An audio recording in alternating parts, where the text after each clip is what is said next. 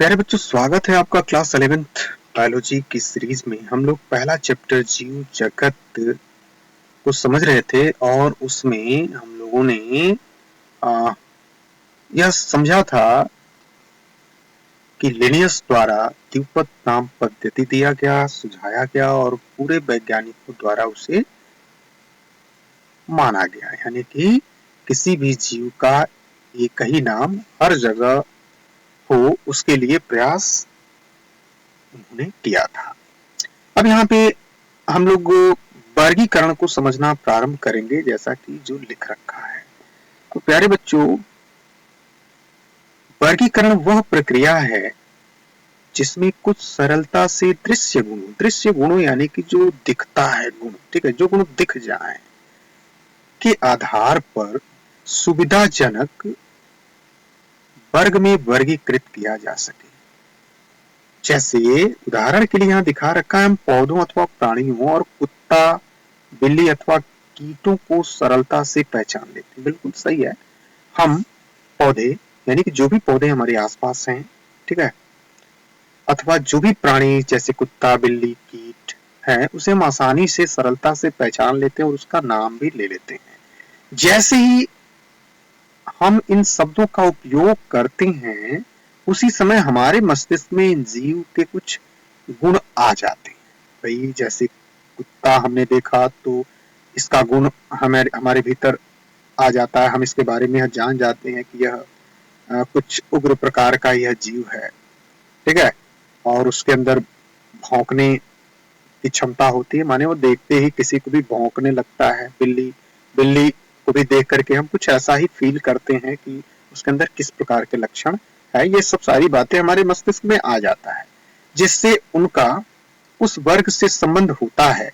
जब आप कुत्ते के विषय में सोचते हो तो आपके मस्तिष्क में क्या प्रतिबिंब बनता है? स्पष्टतः आप कुत्ते को ही देखेंगे ना कि बिल्ली को। अब यदि एल्सेशियन के विषय में सोचें तो हमें पता लगता है कि हम किसके विषय में चर्चा कर रहे हैं, यानी कि हमें तो इसके बारे में पता ही नहीं है।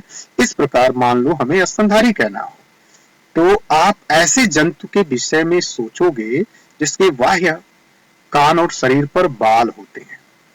इसी प्रकार पौधों में यदि हम गेहूं के विषय में चर्चा करें तो हमारे मस्तिष्क में गेहूं का पौधा आ जाएगा। इसलिए ये सभी कुत्ता, बिल्ली, स्तनधारी, गेहूं, चावल, पौधे, जंतु आदि ये सुविधाजनक वर्ग हैं जिनका उपयोग हम पढ़ने में करते हैं। इन वर्गों की वैज्ञानिक शब्दावली टैक्सा है, यानी कि टैक्सा कहलाती है, ठीक है। यहाँ आपको स्वीकार करना चाहिए कि टैक्सा विभिन्न स्तर पर सही वर्गों को बता सकता है।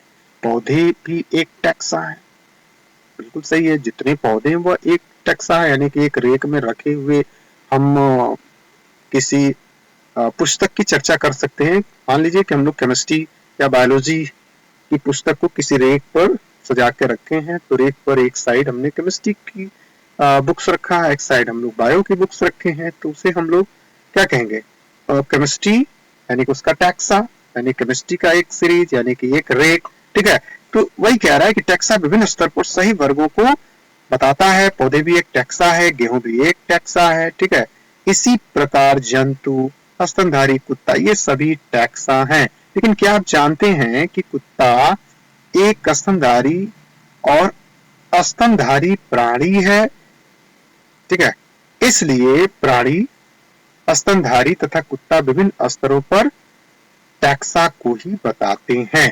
तो प्यारे बच्चों, ये सारी शब्दावली जो यहाँ पे दे रखे हैं, जो हमारे आसपास हम देखते हैं और देख करके यह कल्पना कर लेते हैं, उनके गुणों के आधार पर हम उसको अलग अलग वर्ग में रख लेते हैं। इन सारी चीजों को हम भली प्रकार समझते हैं और यहाँ पे एक शब्द के रूप में यहाँ पे देने का प्रयास किया गया है कि जैसे बिल्ली को हम देखेंगे तो बिल्ली ही हमारे मस्तिष्क में चलेगी, यानी कि हम उसको एक टैक्सा कहेंगे, ठीक है। इसी प्रकार गेहूं के फसल को हम देखते हैं तो उसको भी एक टैक्सा, यानी कि एक कैटेगरी में हमने रख दिया, उसको भी टैक्सा कहेंगे।